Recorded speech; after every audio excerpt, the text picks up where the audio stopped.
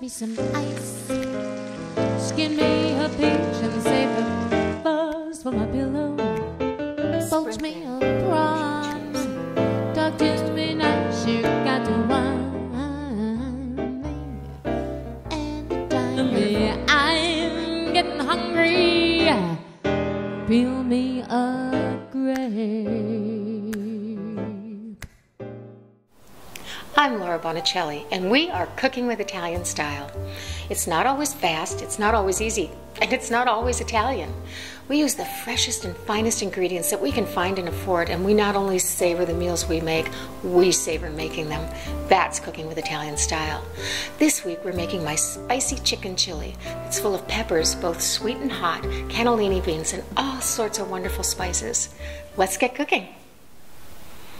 When I make chili, I think of my dad. He was an obsessive cook. Not that he cooked every day, but he would find a recipe like chili, and he would work at it, make it every weekend for 3 months.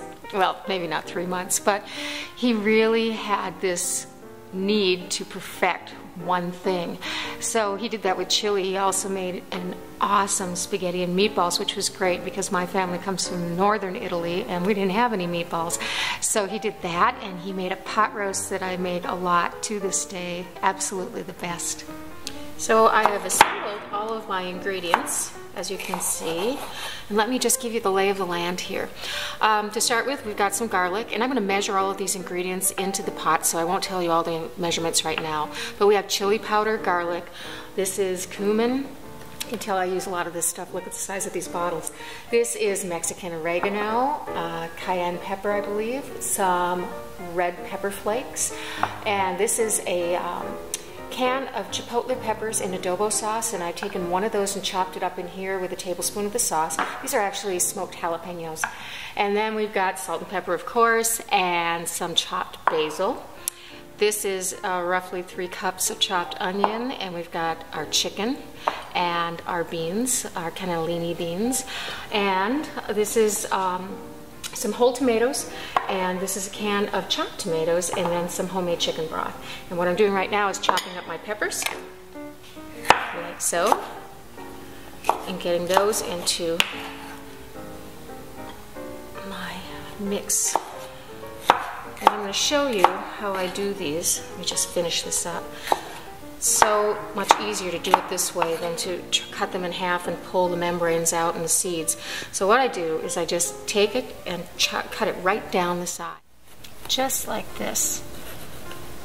And there are 3 reasons I like to do it this way. The first one is, as you can see, all the seeds are contained. So I've already rinsed these. I don't have to rinse them again to get rid of the seeds. The second reason is I'm pretty much getting rid of most of the membrane, with the exception of this little piece here, but most of the membrane is being cut off as I cut down the side. I'll just chop this up. The third reason is that I am wasting very little pepper. I got most of it, and it's just a really easy process. So I have just another one to go here. Just chop these up and I'll be all set. Okay, so my chopping is all done. I'm going to heat up now 3 or 4 tablespoons of olive oil and start sauteing my onions. This is 3 cups of chopped onion. I'm going to saute these for about 10 to 12 minutes. See how translucent they are? That's just how we want them, not brown. Now 3 cloves of garlic. Let this go for just a minute. And now here are my peppers. 2 red bell peppers and 2 yellow bell peppers. 2 teaspoons of chili powder and a teaspoon of cumin,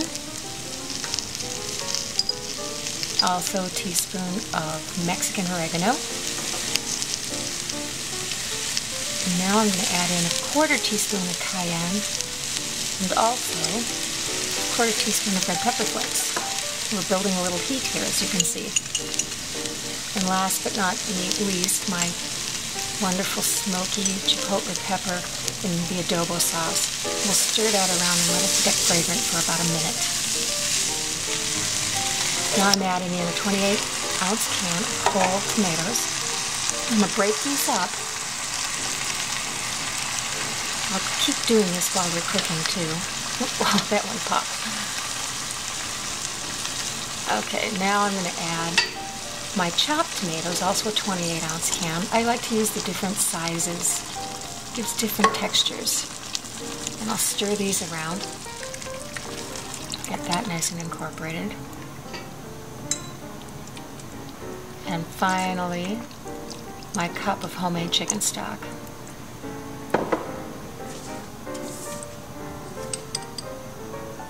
And a couple of teaspoons of kosher salt. And a sprinkling of pepper. Maybe a little more of that, I think. Great. Now we'll stir that around and we're going to simmer this uncovered for 30 minutes.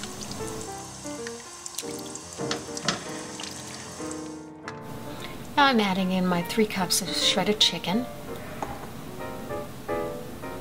And to that, 2 cans of rinsed and drained cannellini beans and a 1/4 cup of fresh chopped basil. And we'll stir that up. This is going to go uncovered again for 20 minutes and we'll be all set.